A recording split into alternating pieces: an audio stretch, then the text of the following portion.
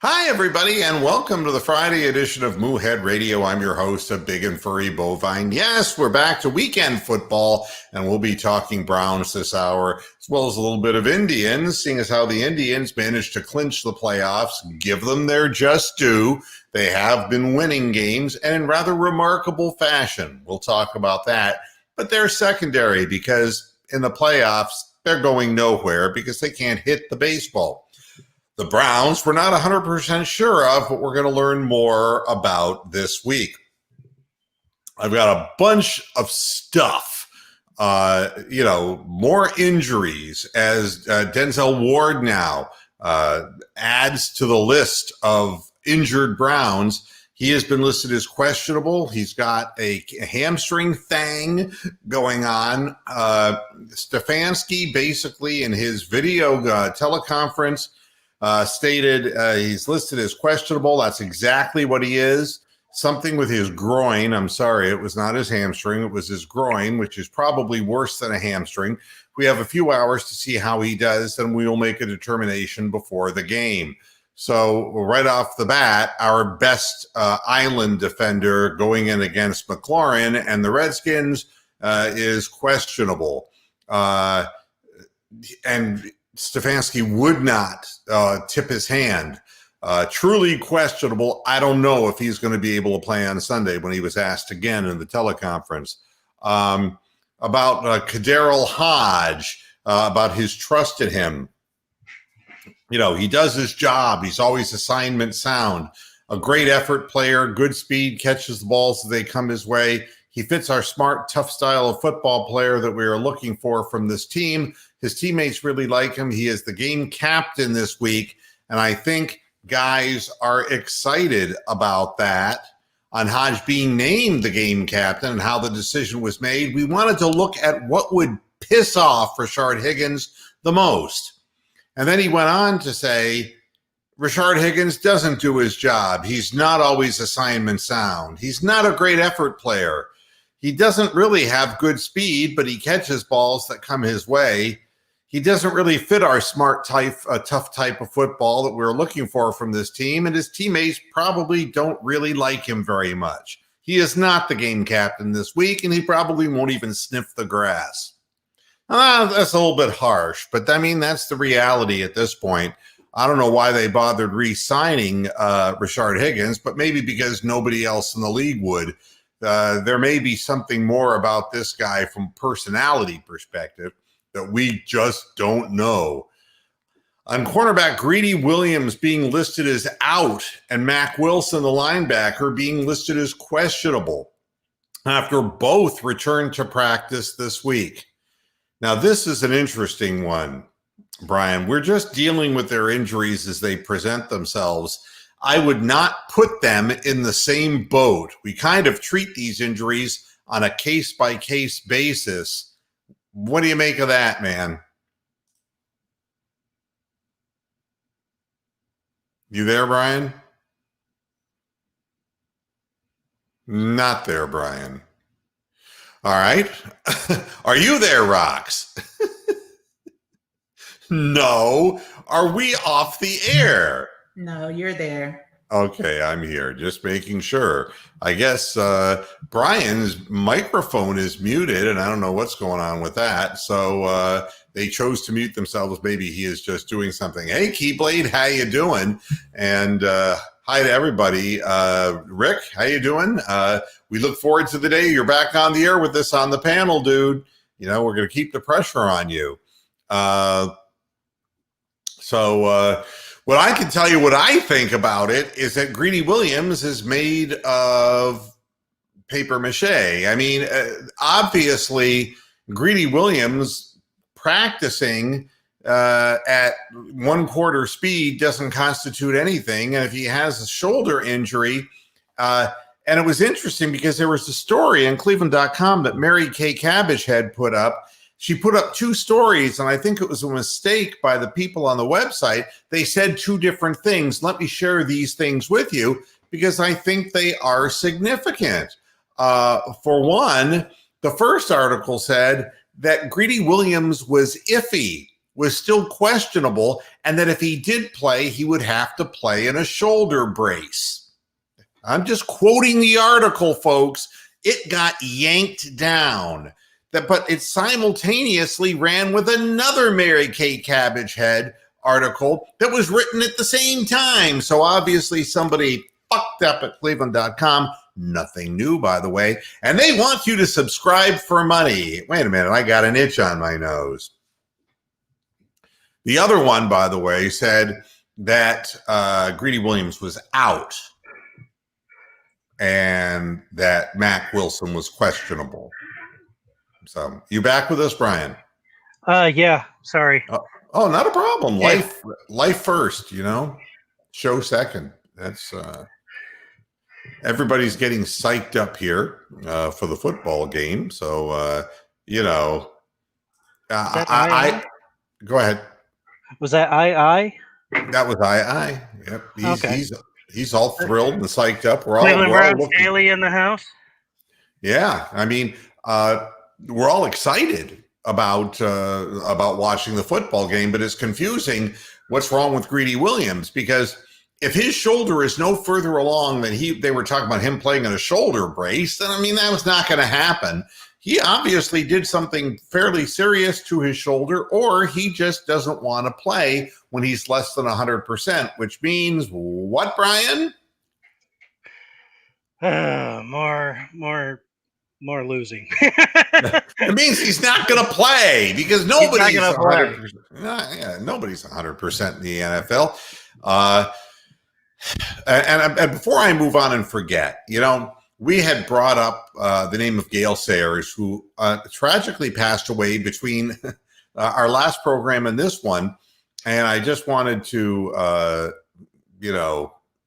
say I'm sorry about that, because Gale Sayers was really the start of a certain type of player. I don't really think that there would be the big time kick returners and punt returners. I think guys like Joshua Cribbs and Desmond Howard and all those types of fellas, they had to look at Gale Sayers. He was only in the league for 7 years, but my goodness, he was the youngest to get put into the Hall of Fame. I mean, everybody saw his ability. The knee injury really shortened his career and stopped him from doing what he could do. He was an amazing running back. And the NLM announced that they had respect for him too. That's my new abbreviation for the NFL, the NLM, No Lives Matter.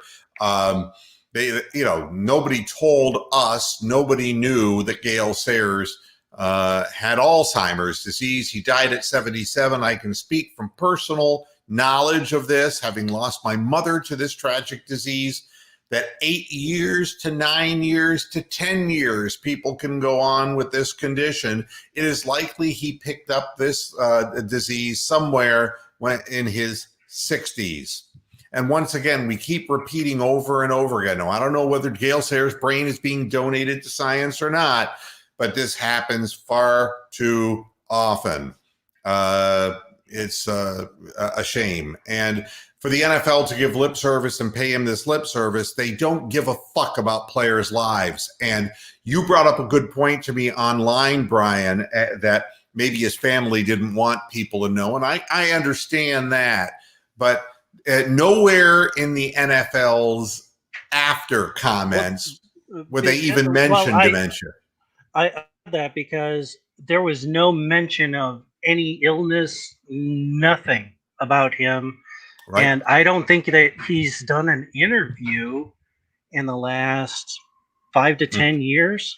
Yeah, I mean, we saw Nick Bonacani actually, on a program just maybe a year or 2 or 3 before he passed away. And, they just, and the thing with Bonacani is that he was a prolific businessman and a sharp-minded guy. This is not just some ex-dumb jock. He went on to a prolific corporate career.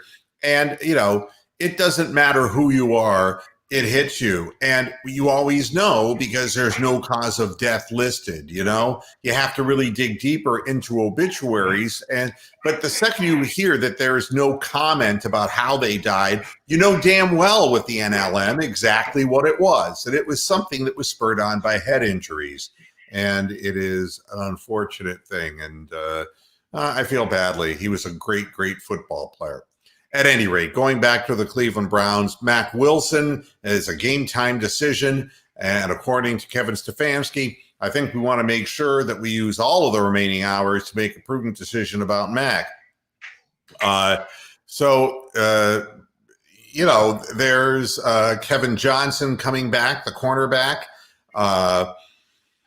From a lacerated liver.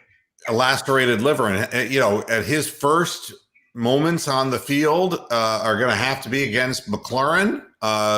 Good luck. Terry McLaurin is an explosive guy who can get down the field and who can, he's a young player and he may not be running the best patterns, but I'll tell you, I don't want a guy coming off a lacerated liver being the primary coverage guy on Terry McLaurin. That's going to be a very difficult chore.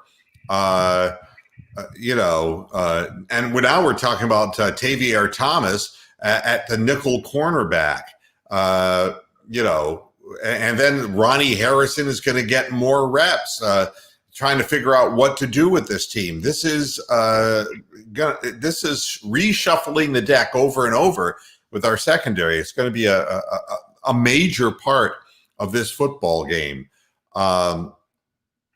So I wanted to share some things with our viewers because as we do a pregame analysis of the Washington football team versus the Cleveland Browns, I like to take a look at numbers. And it's not just because I'm analytical or analytics based, but it tells me something about the teams. For example, if you look at their team stats, they've completed 36 of 64 passes, right? And in and of itself, it's not a humongous percentage. 2 touchdowns,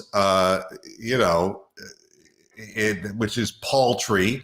The opposition's stats have completed, more yardage, 703 yards, just 555 yards that the Redskins have generated. And they've completed 50 out of 80 passes. So right off the bat, the first thing that it tells me is that their second-year quarterback, Dwayne Haskins, is not a high completion percentage kind of guy. He's a little bit more of a big play guy if he had more receivers, but all he's really got is McLaurin. And when you break down the players on this team, and again, we'll talk about Haskins because he's thrown only 2 touchdowns, and his QBR is a 26.7, which is not good. If you're looking at receptions and things of this nature, McLaurin is one of their 2 leading receivers with 17 catches. 17 targets and 12 catches for 186 yards. He averages 15 and a half yards per reception. That in and of itself is not great. Logan Thomas is their second leading receiver, having caught 8 balls out of 17 targets, and his long was 19. McLaurin's long was 26. But the Browns secondary is very porous, and that will be a factor in all this.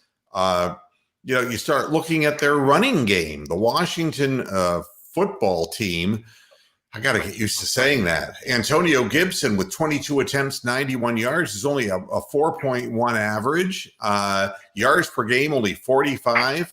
Peyton Barber, the backup running back, is nowhere, man, at yards per gain of 1.7. And J.D. McKissick, who is their other running back, at a 4.6 yard average, but he's only carried the ball 11 times for 51 yards. Now, part of that is the fact that they're playing from double digits behind. They were down 17 to the Eagles, and then they were behind against the Cardinals too. So they were constantly playing chase. Well, but I'll tell you this: Dwayne Haskins has only thrown 64 passes in 2 games. That's only 32 throws a game. What it tells me is they're not but on the field. it only takes 3 incompletions to punt.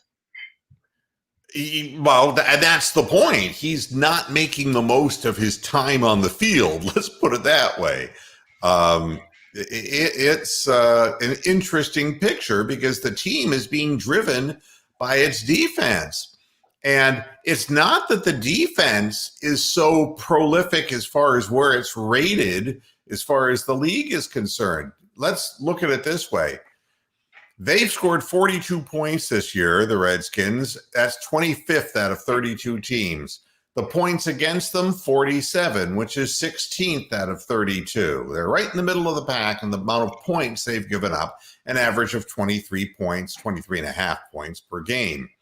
Their defensive coordinator is Jack Del Rio, who's one of the worst head coaches I've ever seen, but he understands defense well enough. I guess when you're the league rank in offense, they're 31st in yards. So offensively, they're just not gaining yardage, which would point to why they're punting probably as much as they are, because they're just not getting first downs. Their league rank in defense is that they're 16th, but 13th in yards, which means their defense is doing a very credible job. And it's really brought on by pass rush. All right. Let's go back to the offense real quick. Out of 30 third down attempts, they've only converted 9 of them. 9. This will tell you why it's important that the Cleveland Browns shut this running game down and force Dwayne Haskins to throw the football. Because only 9 out of 30 is a 30% conversion rate, which is really piss poor. The opposing stats against them, 31 third down attempts, 12 converted, which is only 38.7. We'll get to the Browns stats in just a moment. But you can see the problems here is that the offense is just not, they're being cleared off the field far too soon. Let's put it that way. As far as kicking and punting is concerned, Dustin Hopkins is their kicker. He's 3 of 4 on field goals. And the punter has punted 13 times, an average of 47.2. He's a good punter. Tress Way is his name, and he's spending far too much time on the football field. As far as the defense is concerned, the sack master is Chase Young. We know all about Chase Young. And it's going to be a real challenge for Jedrick Wills. That would be putting it mildly.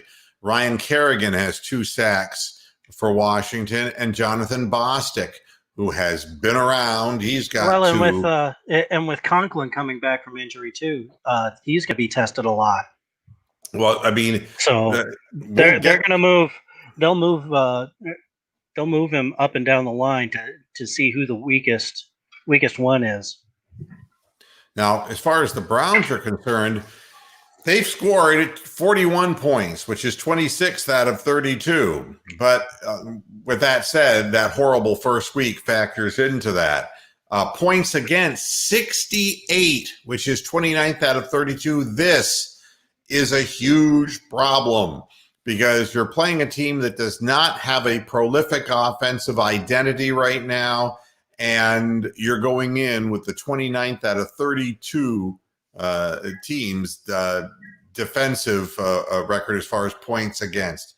That, and you'll see as we go on that this is a problem. The Browns stats, they, 740 yards, and they've given up 734. So what they get, they give back in essence.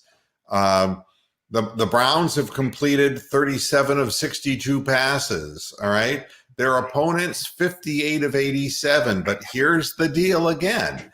Their opposition has completed 555 yards of passing compared to the Browns' 387. That's not good.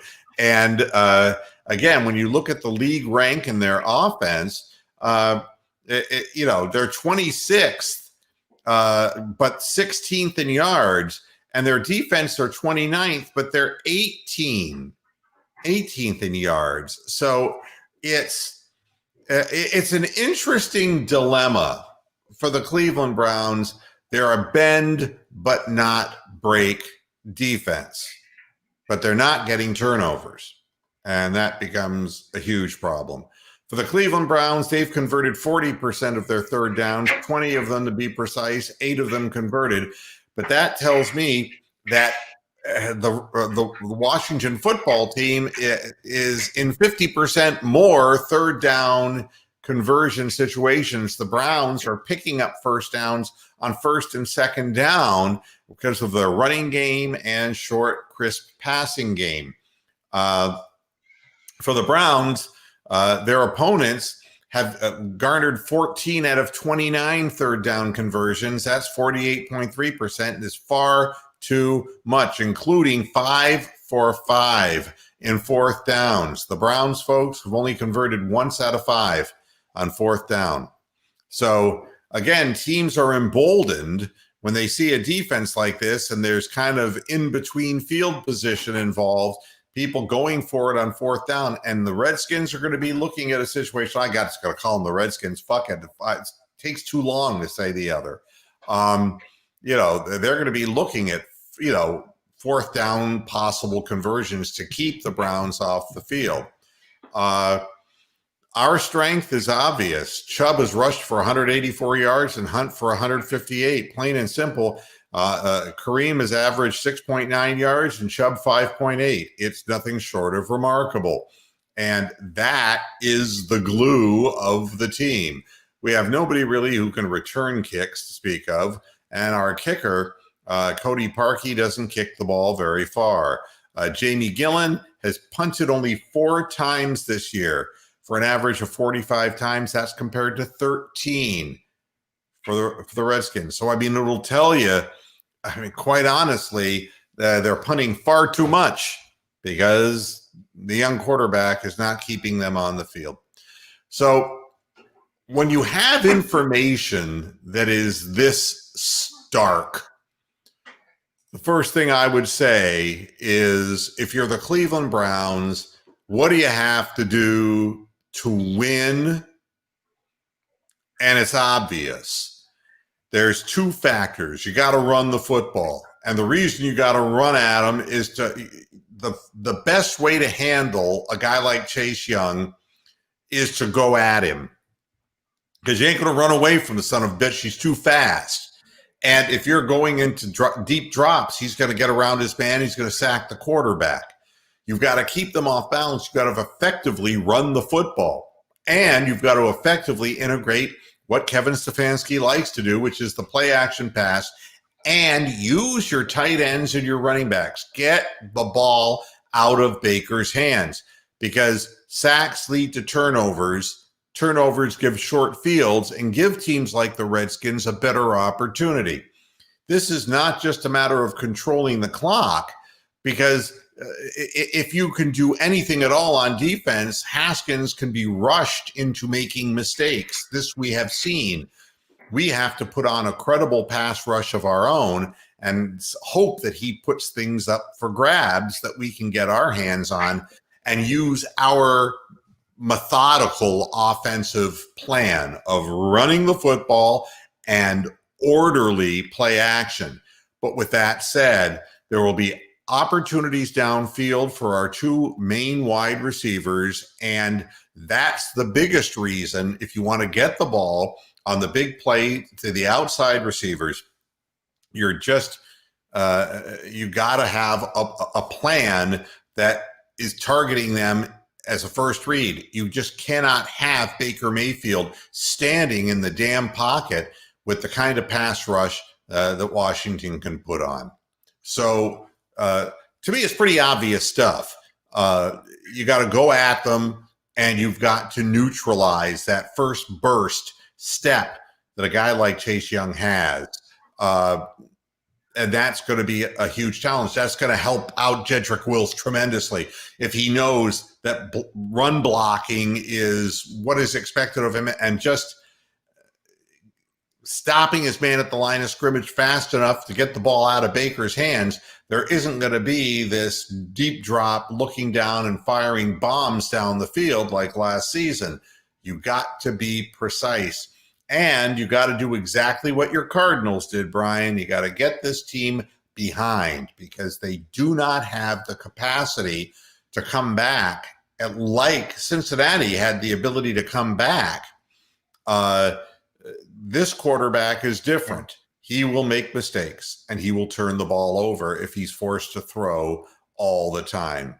But I can guarantee you the Browns don't get anybody. What's amusing to me is Haskins actually beat him out at Ohio State. Yeah. To me, there's the Redskins stigma as well, which is, right now we've put ourselves in position at 1-1.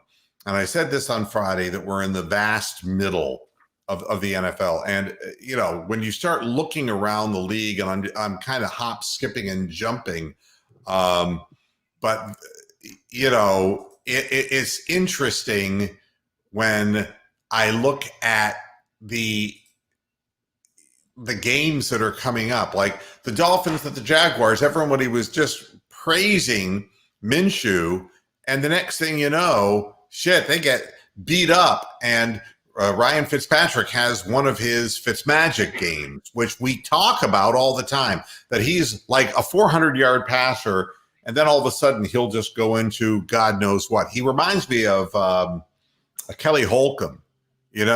Guy can go off at any minute, and then you throw a cover two at him, and he didn't know what in the fuck he was looking at. But you start looking at the league, and here's a game like the Bengals against the Eagles. Who do you pick in a game like the Bengals and the Eagles? The Eagles are underperforming, and the Bengals really kept fighting in their first two games, and their quarterback is a good young quarterback. I would take the Bengals in that game just because of Joe Burrow and his inability to quit. And, I'm going to tell you, the Bengals are going to get beat by the Eagles, even though everyone's picking the Bengals to win, because everybody is saying exactly what you just said. But I don't know. Current line is Eagles by 4.5. But every prediction I'm reading online is saying the Bengals will win. And the thing that's funny about it is, as more teams get film on Joe Burrow, there are going to be adjustments that the Bengals are going to have to make. Then you got games like the 49ers at the Giants. The Giants are a horrible football team, but the 49ers, Garoppolo isn't playing. This is... all of the major stars are out for both sides. Nick Mullins is starting at quarterback for the 49ers. How do you pick a game like this? Except that the Giants are just miserable. Just miserable. And they have no Saquon Barkley again. So no, right. That's going to be a while. The Titans are at the Vikings.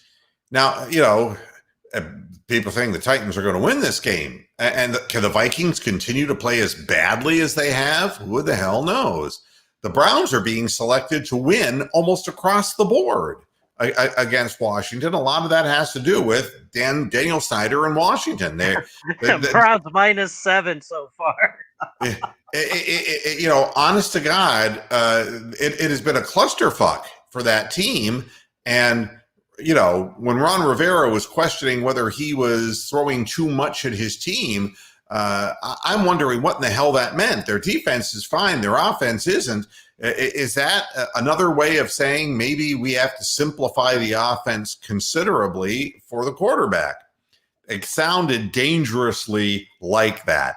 And Rivera is famous for having years ago been a grinded out kind of guy, to the point where he was criticized for never going for it on fourth down to becoming a much more gambling head coach.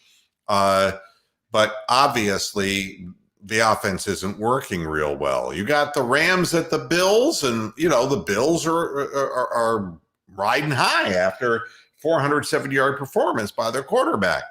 But why are the Bills being almost unanimously being picked around the league? I have no idea. But you look at the Bears and the Falcons. The Falcons gave their last game away, yet I'm seeing a lot of people picking the Falcons to win because Trubisky can't hang in there. But all of these teams, there's like a fraction that separates them. It's like, are the Chargers really with Bobby Herbert that good that they're going to beat the Panthers? It's very well possible. But would you bet your whole bank account on it? I don't think so. The Jets are going to lose. Everybody agrees with that because they suck. The Cowboys and the Seahawks, well, the Cowboys, the Browns' next opponent, there are some people saying, the miracle Cowboy comeback, they're going to beat the Seahawks. I don't think anybody seriously believes that. Nobody believes the Broncos have a damn chance against the Buccaneers. And part of that's media hype, and part of it's the fact that John Elway never has a quarterback. Your Cardinals being picked across the board against the dumbfounded Lions who just get their own way all the time.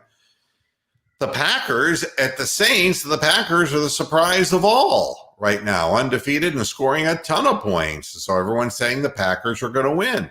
But when does it end? You don't know. And everyone is basically picking the Ravens to defeat the Chiefs. And you just don't know. Those teams are the elite teams. But the big wide middle for the Cleveland Browns, honest to God, this is an opportunity to get to 2-1. It doesn't make you a playoff contender, but what it does is it puts you in context. The Washington Redskins are a bottom half team. They're a low-level football organization, and you gotta beat them. And if you don't beat them, then you're in the same dump that they're in. All right? It doesn't matter if you beat Cincinnati by 5 points. If you turn around and give it back to the damn Washington Generals, that doesn't pay off. So the Browns have to win this football game against, sub-mediocre. Then you have to turn around and play the Cowboys, and then you're starting to play better football teams. So you got to get some confidence, That's part of the deal.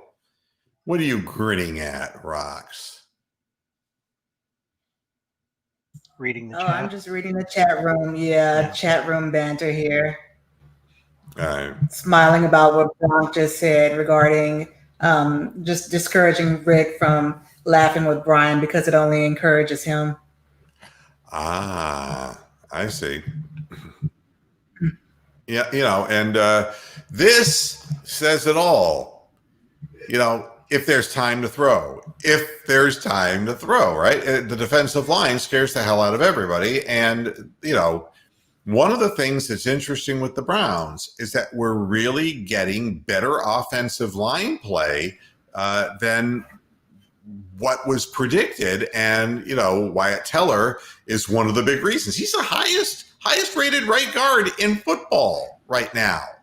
That's crazy shit. This is a guy who last year looked like he didn't even belong on the football field, but maybe he's more suited to this type of scheme. But whatever the hell it is, we need our offensive line to come out and play a remarkable football game as this group tries to gel together. And the only good thing I can say about Chase Young is that he's young, all right. That's all. Guy's 21 years old, man. Hopefully there's some things we can throw at him to kind of slow him down a little bit. But it'll be an interesting experience watching this whole thing go down. The whole Denzel Ward thing, the problem here, he held A.J. Green, and granted, you're going to say to me A.J. Green is on the downside of his career. He's had so many leg injuries. But he was targeted 13 times, and Denzel only gave up 3 receptions to him. And A.J. Green has been a Browns killer through the years. Doesn't he average like 7 or 8 catches a game? Yeah, when he's on the field?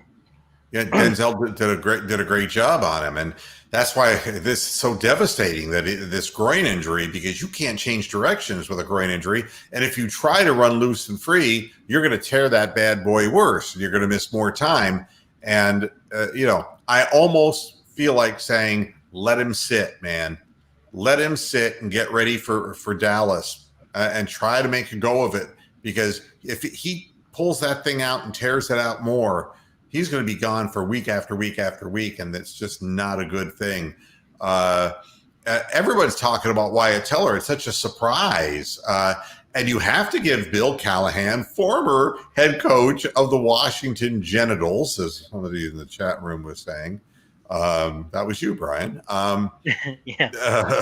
The Callahan has done a remarkable job with the offensive line so far. And the same thing can be said about Jedrick Wills, is that he's young, he's not perfect, but the less you hear the name of a rookie left tackle, the better off it's going to be. What happened to the guy that we had at our left tackle, that huge, monstrous Division III guy that ended up having all kinds of problems, and the Browns got rid of him?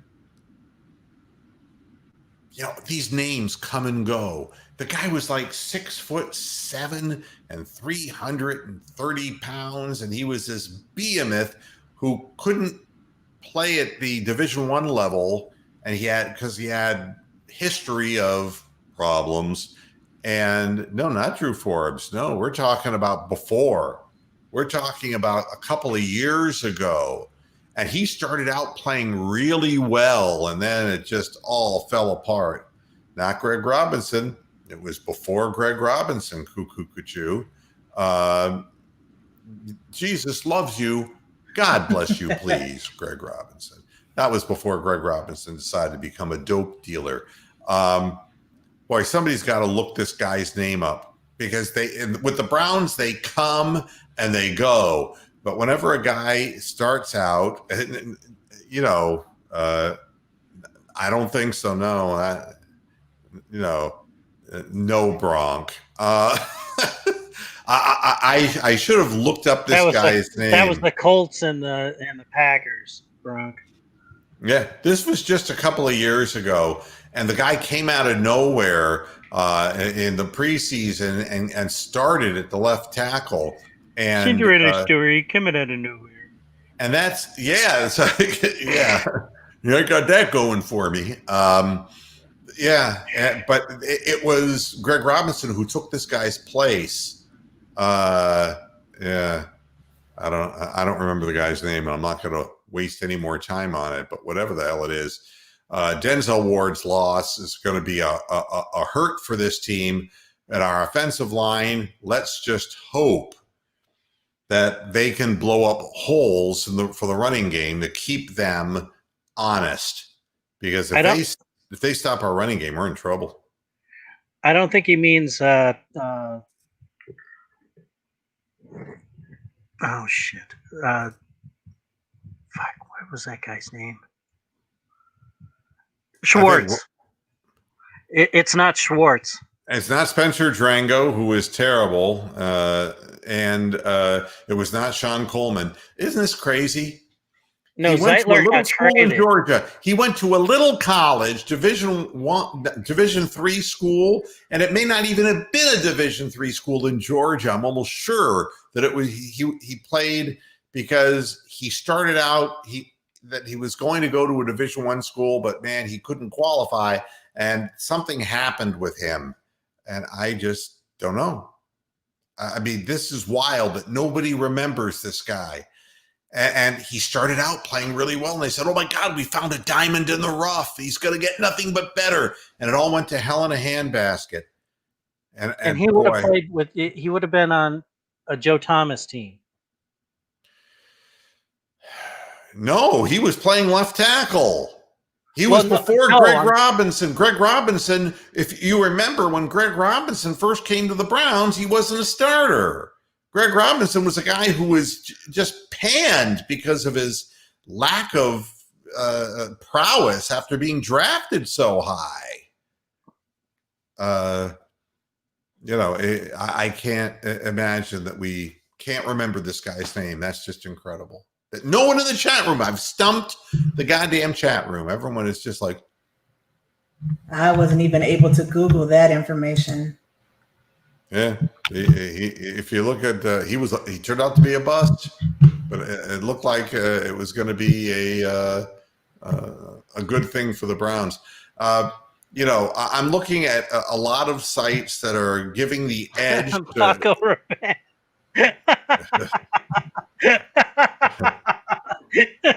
Amsterdam, you dick.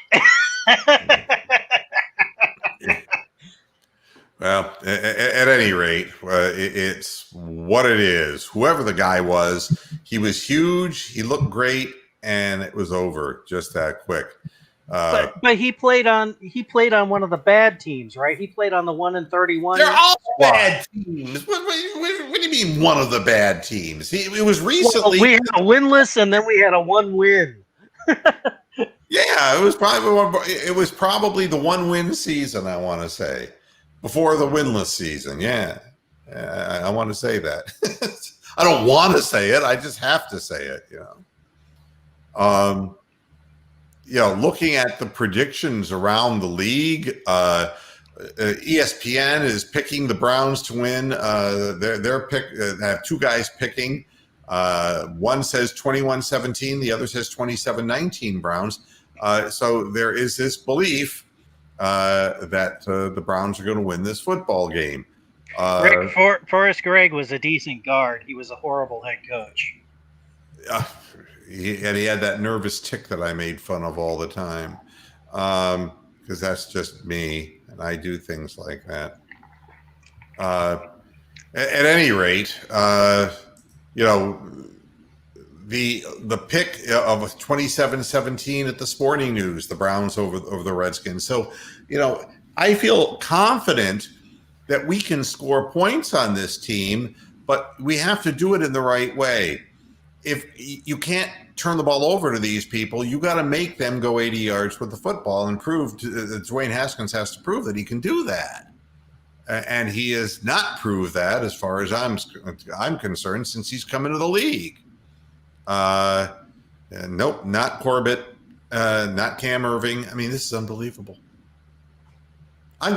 Take over, Brian. Take over. I'm going to look this up. Because, damn it, you can't, Okay, so anyway, getting away from this mystery guy, at least we do have a decent offensive line going into this game, because with Conklin coming back, and I really see a massive improvement with Wills from week 1 to week 2, and I expect to keep seeing that, just like Joe Thomas said on CBD. He's going to continue from what you see in week 5 is going to be much different than what you saw in the Bengals game. It's going to be a incremental improvement over each week with him. So I'm kind of looking forward to seeing what they can do. And I really think that the running attack is going to be what makes the difference between a win and a loss. I am doing it through the roster methodology, which is better than the rooster methodology, which I have tried to employ. Was he was that an undrafted guy? He may well have. Yeah. I think that he was just out of nowhere. So he wouldn't have been. He wouldn't be on any of the draft rolls or anything like that. No. I mean, I'm sitting here looking at 2018, trying to figure out. I'm trying, and this is horribly laid out. Well, that's what I was. Position.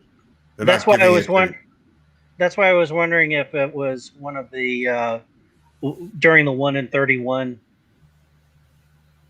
Oh yeah, it was definitely during that run of bad. So that would have been 16 and 17. Yeah, it probably is. Things go by so quick. And that's why I was asking. Did he play with Joe Thomas? Because I couldn't think of anybody like that other than Forbes, but he came out of Arkansas. All right. So in Yes, I know 2017, you Sean agree. Coleman was out there. Zeitler was out there. Batonio, Durango. Zeitler was one of the higher ranked guards that we've had. Yeah. So I mean, So maybe this guy temporarily replaced Mitchell Schwartz. boy, I mean, So that would have been 13. I'm gonna have to come back and revisit this, because this guy was supposed to be. He was just a guy who was going to be the next. They thought they pulled a rabbit out of a hat, and No, Rick, he's battling to struggle. Yeah, I'm done looking because I've got a show to do. But Jesus, you would think that people in the chat room, like Smart Ass Amsterdam, would be doing something looking this up. That somebody would be looking this up. At any He's rate, too busy out on his balcony smoking some possibly illicit substances. so we have to pick. We have to pick the game predicated on all this. Yeah, we do. And you're going to start, Brian. You have to pick the final score of this football game. I'm going to say Browns 27, Washington 16. All right. Rocks? I'll say Browns 32, the other team 28. Wow. I hope they don't score that much. I'm going to say 24-20 as we have another, a win, but you're going to still be questioning. I think what I want to see, and it's the hardest thing for me to analyze, is when I see 2 weeks like I've seen. One was hideous and one looked organized. I want to see if this team continues to look organized or if it's going to come out and just be helter-skelter again. I just don't know. So we have other people who are picking the game. The Browns, 19-19. That's a great pick, Bronk, and I appreciate it. They're still playing as we speak. Amsterdam, who is masturbating, 24-21 Browns. Boy, saying 31-24 Browns. We're all pretty much in the same ballpark now, aren't we? 20-16. Yep. And then Browns gratification 28-14. And here you go. Rocks? Who the hell is Roz? Well, he didn't know. It's okay. I will sing. You can bet on it. Okay. All right. So we're all picking the Browns to win, which is amazing. All right. Browns gratification is just which automatically means we guaranteed a loss. Yeah, right. Now there's Browns gratification, and then there's Amsterdam self-gratification. So what you're going to sing is "We Are the Champions," Rox. We are the champions, my friends. And we'll keep on fighting till the end. We are the champions. We are the champions. No time for losers, 'cause we are the champions of the world. You got some of that. What was that? Freddie Mercury being, handled? Oh my. Oh my, is right. It's like a little anal intrusion action in the middle of "We Are the Champions." And there's your thank you, just like that. Now, sing. They don't have a lighter, so I gave you a light bulb. Sing Titanium, Rock, so that now Gemini can hear the other side of the coin. Oh, God. Bulletproof, nothing to lose. Far away. Ricochet, you take your aim. Far away, far away. That's enough titanium, don't you think? Yeah, if you stop there, it wouldn't be so infamous. Yeah. You shoot me down, but I won't fall. I am titanium.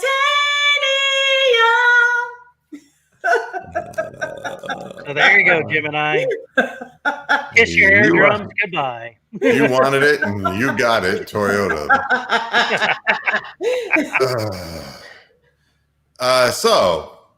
Nissan, we are driven. The Indians, they're in the playoffs, and if you haven't been, I'll tell you something. I have seen meltdowns before, but the Chicago White Sox, what the fuck? I mean, they came in just rolling over everybody. And it comes down, they take a look at the Cleveland Indians and they wet themselves? How does that work? I'm sitting there watching the games and saying, they had the game won 4-1. There's no way the Indians are going to score 5 runs. They brought in a relief pitcher who crapped his pants. I mean, I have no idea what was happening. They managed to lose every single game and got swept 4 in a row. And now there's only one game that separates the Indians from the White Sox, which is crazy. And they kept just saying, let's just go ahead and throw it at fastballs down the middle to Ramirez, and whack, the ball's going all over the field. And then, let's walk these guys and get them in the scoring position. And, unbelievable. Yeah. And that's the thing that's more amazing. The 7-game losing streak, it's like, is that the same team now? I mean, the way this was presented was, that's the team you're going to see in the playoffs. So after Plesac and Clevenger, ex-Indian Clevenger, went out of the bubble, and Clevenger, didn't tell anybody about it at all. Clevenger's gone, and they had a problem inside the team of the clubhouse and this and that, and then all of a sudden they go on this tear. Very unusual. And the pitching continues to be strong. You can't say anything bad about the way the Indians played in the series. Now they're playing the Pirates, who are a horrible baseball team, and we'll see if we can keep it going. But they're already in the playoffs. I mean, what we know is that Bieber's a fantastic pitcher and that Cookie can still throw a pretty good game. The real interesting thing is Tristan McKenzie or Cal Quantrill, and Quantrill is trying to make a bid to become an extra starter for the Indians because they're wondering whether Tristan McKenzie's arm might be tiring out a little bit because some of the snap on his slider was lacking in a couple of starts. And Quantrill came out and was throwing 95 and dotting the corners. Kind of an interesting scenario.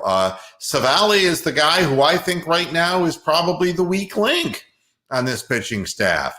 So, I mean, you could theoretically throw Tristan McKenzie and you could throw Quantrill out there if Savali, whose ERA has been slowly going up, doesn't come through. You don't have much time to figure it out because these playoffs are going to come and go very quickly.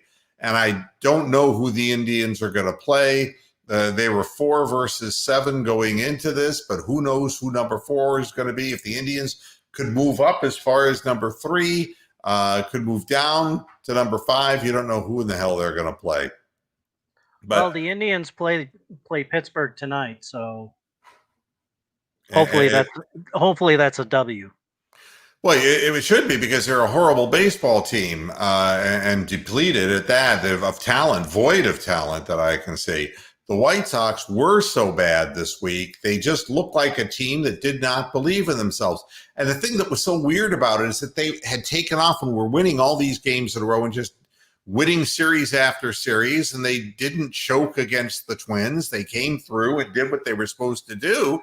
And then all of a sudden, man, they just came in with a deer in the headlights look against the Indians. And I've not seen anything like this. And you could see the body language of the relief pitchers shaking their heads, and they were upset because they just weren't getting the job done. They were the starters were overthrowing pitches. The control wasn't there, and they were giving up incredibly timely hits. And they actually quasi brought Carlos Santana out of his slumber by giving up a couple of long balls to him. And another, Freddie Mercury reference. Yes, the Twins will backdoor their way into the division title because of what is happening. But, I consider the Twins to be the better team. Okay. The White Sox, their pitching, I'm looking at Keuchel, and he couldn't throw more than 87 miles an hour, man. I mean, there's nothing there. I'm looking at Rodon, who looked more like Rodan from the and he looked like Rodan losing to Mothra. Okay, well, we'll just continue this ridiculous comparison. But to be fair, his wires broke. Yeah, but I've never felt that the manager in Chicago was worth a shit, and they just don't look like they believe. Anderson has had a great year there, but the guys who were supposed to come through for them in this series, just guys like McCann not hitting, and guys like Robert, Luis Robert, is that how you say his name? He was hitting for a while. Now his average is sub 230. I don't know. They just went to hell in a handbasket. They just, made foolish errors that allowed, giving the Indians extra outs. Really a very strange. It was. I did want to point out that the one game-winning home run that Hosey hit was missed on DirecTV Sports Time Ohio. I was watching the game, and it blacked out. The game started at 6 o'clock, and at 9:30, it obviously said, "It's going bye-bye." And thank God I knew where the Chicago broadcast was and went right to it just in time to be able to see that happen. I mean, I was going nuts. It was like, what was the football game, Brian? The famous NFL football game, the playoff The Heidi game? The Heidi game, that's right. with the Raiders and I forget who. But it was a Raider game. Yeah, it was like, what a classic blunder by the network. And, and Bronk, of all the people to do the fierce bat toss after the dinger on the walk-off, Jordan Luplow. I mean, you've got to be kidding me. I'm holding my head going, this guy's grown balls against the White Sox? Come on. I mean, but they grew him. As I told the girl on Twitter, just let him enjoy it. It's such a rare thing. He's got to have something positive in his fucking life. Yeah, well, I'll tell you one thing. They grooved the fastball to him. And it's the same thing they did to a number of Indians hitters. Anybody who watched the Indians play, they can't hit a breaking ball. They can't.